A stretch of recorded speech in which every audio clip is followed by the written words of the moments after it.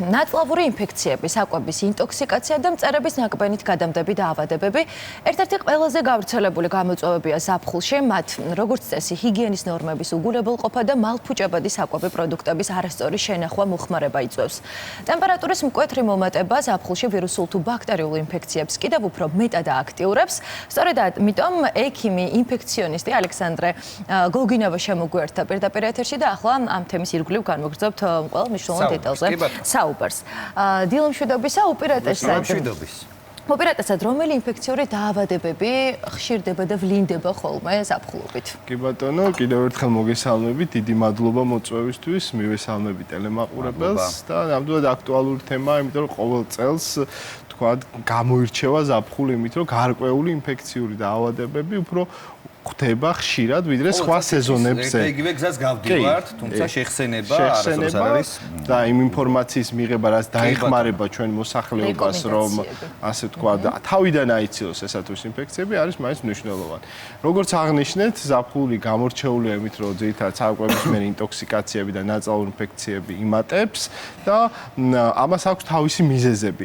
პირველ რიგში, რა თქმა უნდა, ყველაზე ხშირად, რასაც ვამბობთ ხოლმე, ეს არის, რომ ჰიგიენური ნორმების დაცვა გარკვეულწილად ამცირებს აი ამ დაავადებების გავრცელებას. ასევე პროდუქტების სწორი შენახვა და გამოყენება, მეორე დასუფთავება, მესამე მჭიდრო კონტაქტები არის კიდევ ერთ-ერთი მიზეზი, რის გამოც თქვათ ზღვის სეზონზე საკურორტო ზოლებში შეიძლება ესა თუ ის ინფექცია გავრცელდეს. აქედან გამომდინარე, აქ შემოდის უკვე ჩვენი მჭიდრო კონტაქტი, ახლო კონტაქტები, როდესაც პატარა სივრცეში ბევრი ადამიანია, იმიტომ რომ ეს თუნდაც ზღვაში, თუნდაც ბასეინზე, იმიტომ რომ ეს დაავადებები არის კონტაქტური დაავადებები, წვეთოვანი გზით გადამდები დაავადებები და აქ მნიშვნელოვანია ჩვენი დამოკიდებულება. ანუ თუ აღგვენიშნება სიმპტომები, უნდა გავითვალისწინოთ, რომ ეს არის გადამდები ინფექციები და მოვერიდოთ სხვა ადამიანებთან, ასე თქვა, მჭიდრო კონტაქტს, იმიტომ რომ ასე რომ შეიძლება ძალაუნებურად გავხდეთ ამ დაავადებების გავრცელების, ასე თქვა, წყარო. ჰიგიენის ნორმები ბარემ პირველ კითხვას გავცეთ პასუხი, რომელ დაავადებებზეა საუბარი, ეს რომ თქვა. ზოგადად ნაწლავურ ინფექციებს იწვევს ძალიან ბევრი მიკრობი, მათ შორის ბაქტერიები, ვირუსები, სოკოები, თქვა, ასევე სხვადასხვა ტოქსინები, სიმპტომო კომპლექსიც რო თქვა, ანუ სიმპტომები მსგავსი აქვს, მას წვავე ნაწლავურ ინფექციას აქვს მსგავსი სიმპტომები, ეს შეიძლება იყოს გულის რევაღებინება, მუცლის ტკივილი, თქვა, დიარეა და მაღალი ტემპერატურა, ეს არის ის ძირითადი სიმპტომები, რითაც მიდის თითქმის ყველა ნაწლავური ინფექცია. ეგრეთ წოდებული, რასაც ენტეროვირუსებს ეძახიან, თუმცა აი ამ ნაწლავურ ინფექციებს უკან არა მხოლოდ ვირუსები დგას, არამედ სხვა, ასე ვთქვათ, მიკროორგანიზმებიც. მნიშვნელოვანი ამის დიფერენცირებაც, იმიტომ მკურნალობა სხვადასხვაა. და ერთ რამეს ვიტყვი, რომ ძირითადად ხშირად ხვდებით ჩვენ საზოგადოებაში, როგორც კი დაიწყებათ ეს სიმპტომები, იღებენ, თქვათ, ანტიბიოტიკებს, ან რაიმე სხვა სპეციფიურ მკურნალობას. რაც სახში ვიწყებთ ხოლმე ანტიბიოტიკებს არა, რასაკვირველია და არ მივესალმე ბუნებრივად თვითნებურად დანიშნოს, უბრალოდ სახში ვიწყებთ ხოლმე მკურნალობას, ასეა და მე აი ეს ეტაპიც გვაინტერესებს, რა დრო არის ის დრო, როცა ექიმს უნდა მივაკითხო. კი ბატონო, ესეც მნიშვნელოვანია, რომ ნაწლავური ინფექციის, ანუ ეს სიმპტომები, რაც ჩამოვთვალეთ, თუ განუვითარდა ადამიანს, პირველ რიგში, რა თქმა უნდა დაიწყოს თავარი, ასე ვთქვათ, პრობლემის გამოსწორება და ეს რა არის? ასე დროს ხდება დეჰიდრატაცია, ანუ გაუწყლოვნება და ასე ვთქვათ, ელექტროლიტების დაკარგვა, ამიტომ უნდა მოახერხოთ შევსება სითხის და ელექტროლიტების. მაგრამ თუ თქვათ, ჯანმრთელ პოპულაციაში ადამიანებს, ვისაც არ აქვს ქრონიკული დაავადებები, ასევე 2 წლამდე, ასე ვთქვათ, მეტი ასაკის ბავშვებში, ეს შესაძლებელია, რომ სახლის პირობებში მოახერხოთ და დრო გვაქვს, თქვათ, 2-3 დღის განმავლობაში, როდესაც ვაკვირდებით დინამიკას და შემდეგ მივმართავთ ექიმს, თქვათ, ასაკოვნებში, ქრონიკული დაავადების მქონე ადამიანებში, მცირეწლოვან ბავშვებში ეგრე არ არის. ასე დროს, თუ ეს ნაწლავური ინფექციის სიმპტომები გამოვლინდა და 24 საათზე მეტ ხანს გრძელდება, ასე დროს ჯობია, რომ დროულად მივმართოთ ექიმს, რომელიც მოგცემს სწორ რეკომენდაციებს, იმიტომ არის რაღაც სპეციფიური ნიშნები, რის გამოც, თქვათ, შეიძლება დროულად უნდა დაიწყოს ანტიბაქტერიული მკურნალობა. მაგალითად, ამას ორი სიტყვით ვიტყვი, ეს შეიძლება იყოს სისხლიანი დიარეა, ლორწოს-შემცველი დიარეა, რაც მიუთითებს, რომ არა ვირუსული გენეზის არის, უფრო მეტად მიუთითებს ბაქტერიულ გენეზზე, რასაც სპეციფიური მკურნალობა შეიძლება დასჭირდეს. ამიტომ არის გარკვეული სიმპტომები, რაზეც უნდა გამახვილდეს ყურადღება, განსაკუთრებით აი ამ რისკ ჯგუფებში, რომ დროულად მოხდეს ექიმთან მიმართვიანობა და სწორი რეკომენდაციის გაცემა. დანარჩენ შემთხვევაში არის ზოგადი, ასე ვთქვათ, ჯანმრთელობის პრინციპის დაცვა, სითხეების ადეკვატურად შევსება, უნდა მოვერიდოთ გამღიზიანებელ საკვებს, რომელიც ისედაც გამოიწვევს ჩვენი კუჭნაწლავის ტრაქტის, ასე ვთქვათ, გადატვირთვას და ასე კიდე დამატებით დისკომფორტ შეგვიქმნის. თუ ზღვაზე ვიმყოფებით, ასე დროს უნდა მოვერიდოთ ბზის პირდაპირ მოქმედებასაც, იმიტომ რომ ესეც დეჰიდრატაციას, ასე ვთქვათ, ხელს უწყობს და შეიძლება ეს ინტოქსიკაცია გააძლიეროს, ამიტომ უნდა გავითვალისწინოთ ეს ზოგადი რეკომენდაციები და თუ სიმპტომები არ ლაგდება, ან აქვს მზარდი ხასიათი 2-3 დღეზე მეტხანს, უკვე ასე დროს უნდა მიმართოთ ექიმს, რომელიც მოახდენს სწორად დიაგნოზის დასმას და შესაბამისად ადეკვატური მკურნალობის, ასე ვთქვათ, დაწყებას. კი ბატონო, სითხეების მიღება არის ერთგვარი გამოსავალი ასეთ დროს, როგორც უკვე ვახსენეთ, თუმცა ისაც ვიცით, რომ ზაფხულში უნდა მივიღოთ ახლობით 2 ლიტრამდე სითხე. ასეთ დროს რა უნდა გავითვალისწინოთ, რამდენად იზრდება მოცულობა? რა თქმა უნდა, იზრდება, ეს დამოკიდებულია რამდენიმე ფაქტორზე, ასაკზე, თავის, ასე ვთქვათ, კომორბიდულ მდგომარეობა, ანუ აქვს თუ არა ადამიანს რაიმე ქრონიკული დაავადება და რა რაოდენობით სითხეს კარგავ, ხო? თუ ძალიან დიდი რაოდენობით არის სითხის დანაკარგი, ანუ აქვს ადამიანს დიარეა, ღებინება, რა თქმა უნდა, რაც მეც სითხეს მიიღებს და მოახერხებს, უმჯობესია და ერთ პატარა რჩევას მივცემ ჩვენ მოსახლეობას, რომ ხანდახან სითხის მიღებას იგებენ, რომ ერთბაშად უნდა დალიონ დიდი რაოდენობით, რაც ისედაც ინტოქსიკაცია რო გაქვს ძალიან რთულია. ამიტომ ასე დროს შეუძლიათ, რომ პატარა ყლუპები მთელი დღის განმავლობაში მივიღოთ ის ადეკვატური რაოდენობა სითხე, რაც უზრუნველყოფს იმას, რომ არ დეჰიდრატირდეთ და თქვა არ გაძლიერდეს ეს ინტოქსიკაცია. ამიტომ ეს მნიშვნელოვანი, ასე თქვა, რჩევაა. კი ბატონო, რა ითვლება სითხე წყლის გარდა? იმიტომ რომ ძალიან ხშირად ადამიანები მიირთმევენ ყავას, ჩაის, სხვადასხვა ნატურალურ თუ არანატურალურ წვენებს და არის თუ არა და ითვლება თუ არა. გარკვეულწილად, რა თქმა უნდა, ყველა სითხით შეიძლება ადამიანს შეივსოს, მაგრამ უპირატესობა ანიჭება წყალს. იმიტომ რომ წყალი არის ის, რაც შეიცავს ჩვენი ორგანიზმი, ანუ ფიზიოლოგიური და აქედან გამომდინარე, უნდა მივიღოთ წყლის სახით, რაც შეეხება ყავას. ყავა, ალკოჰოლი და თქვა და ესეთი გაზიანი სასმელები, რომელიც დიდი რაოდენობით ჩაქას ან სხვა რამე შეიცავს, აი ამის ესეთი ტიპის სითხის მიღება პირიქით შეიძლება უკუშედეგი შეიძლება მოგვცეს. არის ესეთი მოსაზრება, რომ პირიქით ტკბილი სითხე უნდა მიიღო, იქიდან გამომდინარე, რომ აი დიარეის და თქვა ღებინების დროს გლუკოზაც, ანუ შაქრის დონეც ეცემა სისხლში და შევასოთ, მაგრამ ეს რაღაც გარკვეული რაოდენობით თუ ამის საშუალება გვაქვს, მაგრამ ზოგადად ძირითადი ნაწილი, რითაც უნდა მოხდეს შევსება, ეს არის ჩვეულებრივი წყალი, ასევე ელექტროლიტე, ოთახის ტემპერატურის, რა თქმა უნდა, ასევე ვიცით, რომ ელექტროლიტების დანაკარგი, ანუ ვითარდება და ასევე არის სპეციალური დანამატი ელექტროლიტები, რაც შეგვიძლია მივიღოთ, თუმცა ესეც გარკვეული ჩვენებით, ანუ ერთდღიან და ორდღიან დიარეის დროს ჯანმრთელ ადამიანში არ არის აუცილებლად ეგრევე ორგანიზმი ისედაც ახდენს ამის კომპენსირებას, მაგრამ სხვა შემთხვევაში, როცა გახანგრძლივებული ან ადამიანს ისედაც ვიცით, რომ რაღაც ქრონიკული პრობლემა აქვს, ასე დროს, რა თქმა უნდა, ერთბაშად უნდა მოხდეს სითხით და ელექტროლიტებით შევსება. ანუ აი, როდის არის მესამე დღეა, უკვე როდესაც სხვა ზომები უნდა მივიღო და ექიმს. ეგეც ინდივიდუალურია, თუმცა არა იმუნოკომპრომენტირებულ და ისეთ ადამიანებს, რაც არ აქვს ქრონიკული დაავადება, 2-3 დღის განმავლობაში დიარეა და ეს ნაწლაური სიმპტომო კომპლექსი არის დასაშვები და თქვა შესაძლებელია, რომ არ მივმართოთ ექიმს და დავიწყოთ სახლში, ასე თქვა, სითხის ადეკვატური შევსება და სიმპტომური მკურნალობა და თუ იქნება უარყოფითი დინამიკა, ასე დროს უკვე ჩავთოთ სპეციალისტი. თუმცა კიდევ ერთხელ გავუსვამ ხაზს, რომ ეს არ ეხება მცირეწლოვან ბავშვებს და არ ეხება იმ ადამიანებს, ვისაც აქვს სხვა ქრონიკული დაავადებები.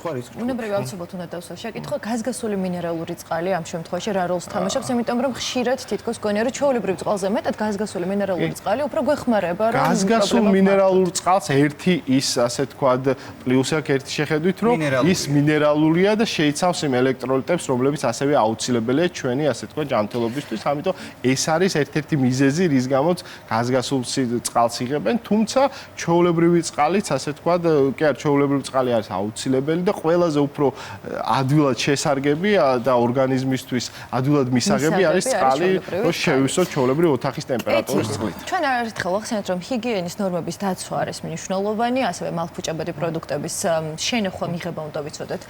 სწორად, თუ შეიძლება რომ განვსაზღვროთ და ჩამოვთვალოთ კონკრეტული საკვები პროდუქტები, რომლებსაც უნდა მოვერიდოთ ზაფხულში.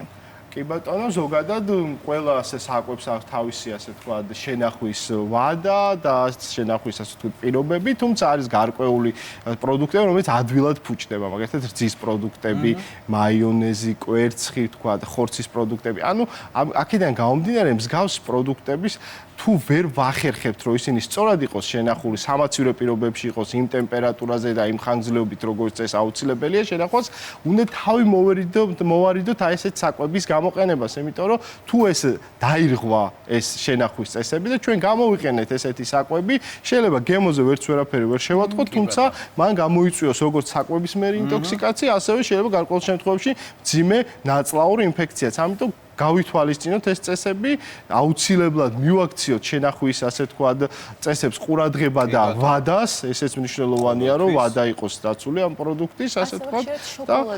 შოკოლადით ნებისმიერ ესეთ მალფუჭებადი პროდუქტები, ანუ შოკოლადი იქნება ეს რძის პროდუქტი, იქნება და რძეზე დამზადებული სხვადასხვა ნაწარმი იქნება, ხორცი იქნება. რა თქმა უნდა, ან ჩვენ თვითონ დაგვერღვა ეს პირობები, ამის უგულებელყოფა არ შეიძლება. ან თქვა დაგვრჩა მაცივრის გარეთ და შემდეგ შევხედეთ და ვიზუალურად არაფერი არ სჭირს, ეს არ ნიშნავს, რომ მისი გამოყენება ასე თქვა შესაძლებელია, იმიტომ შეიძლება ასეთ ფარულ საფრთხეებს შეიცავდეს.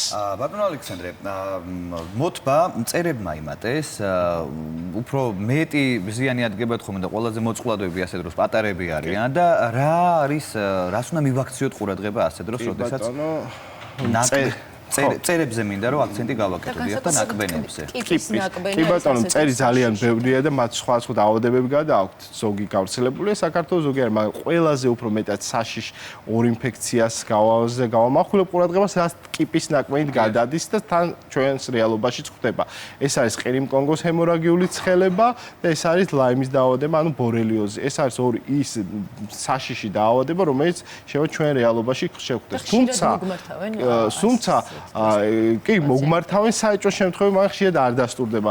ვიტყვი, როდის არის საშიში. ძირითადად საშიში არის ტკიპის ნაკბენი, როდესაც ტკიპამ გვიკმინა ისეთ სივრცეში, სადაც არიან გარეული ცხოველებიც. ანუ სახლის, ასე თქვა, შინაური ცხოველის ტკიპას, თუ მას კონტაქტი არ აქვს გარე სივრცესთან, ის ნაკლებად წარმოსადგენია, რომ ინფიცირებული იყოს ესეთი, ასე თქვა, დაავადებით. აქედან გამომდინარე, უნდა გავამახვილოთ ყურადღება. თუ სანმე ტყეში ვიყავით, ან პიკნიკზე, ექსკურსიაზე, სალაშქროდ თქვა და სანადიროდ და იქ გვიკმინა ტკიპამ, აი ესეთ დროს ეს არის მნიშვნელოვანი ინფორმაცია, მეტი სიფრთხილე გმართებს და განსაკუთრებით თუ ნაკბენიდან რამდენიმე დღის განმავლობაში წამოვიდა სიმპტომები, როგორც არის ცხელება, თქვა, კონიუნქტივიტი, თავის ტკივილი, ასე დროს აუცილებლად უნდა დავაკავშიროთ ეს მოვლენები ერთმანეთს. ტკიპას ნაკბენი, ანუ აი ვიზუალურად ვერ დავინახე, რომ ტკიპაა. იშვიათად, მაგრამ შესაძლებელია. აქედან გამომდინარე, ამიტომ მეტი ყურადღება გვართებს, თუმცა ტკიპა იმით განსხვავდება სხვა მწერებისგან, რომ ის ჩერდება და მისი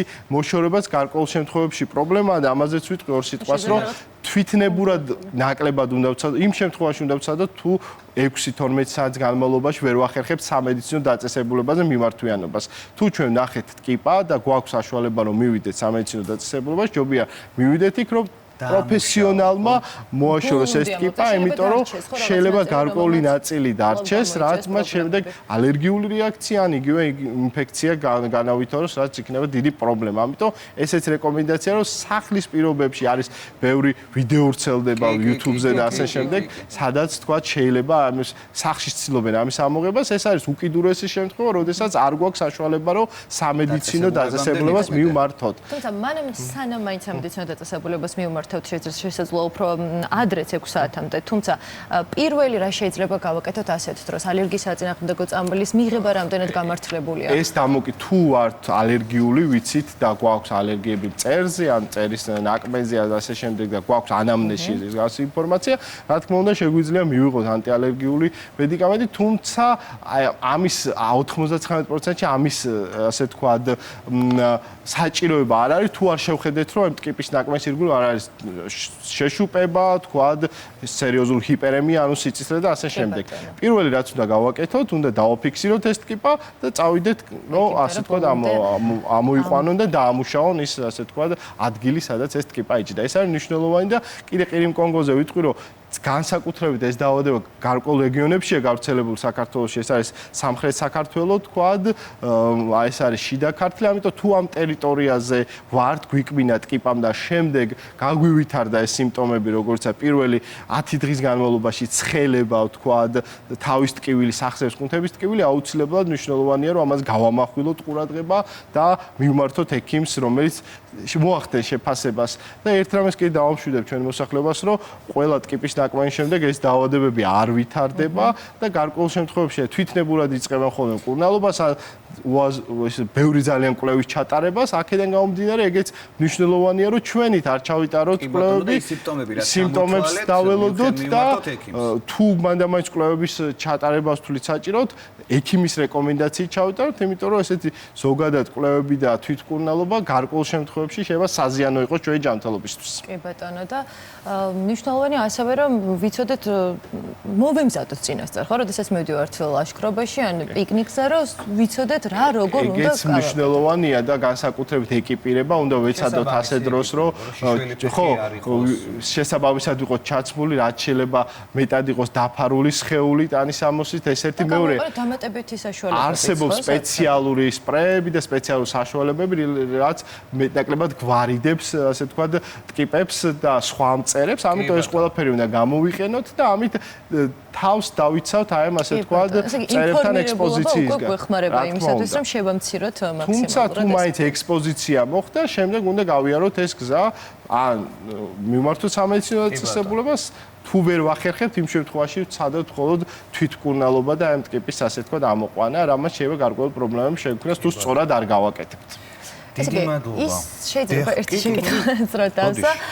ისევ რომ დაუბრუნდეთ ინფექციებს, აი ბაქტერიულსა და ვირუსულ ინფექციას შორის რა განსხვავება შეიძლება იყოს სიმპტომების თვალსაზრისით, რომ აი მშობელმა მაგათად მარტივად კი მიხვდეს? ბატონო, ვირუსული ენტერიტების უმრავლესობა თვითლიმიტირებადია და დაახლოებით 2-3 დღეში სიმპტომები გაუმჯობესებისკენ მიდის, ხოლო ბაქტერიული პირიქით, თქვათ 3-5 დღე ხანდახან უფრო დიდი ხნის განმავლობაში პირიქით პროგრესირებს სიმპტომები, ეს ერთი და მეორე, ფაღარათი დიარეას გაუსვი. ხაზი როგორც წესი ძიმე ბაქტერიულ ენტერიტებს ახასიათებს ლორწოვოს და სისხლის შემცველი, ასე ვთქვათ, ნაწლავთა მოქმედება. ამიტომ ეს არის ზუსტად ის სიმპტომები, რაზეც უნდა გაამახვილოს ყურადღება მშობელმა და თუ მსგავსი დიარეა, ასე დროს მეტი ალბათობაა, რომ იყოს ბაქტერიული ინფექცია და არის ჩვენება, რომ მიმართოს ექიმს.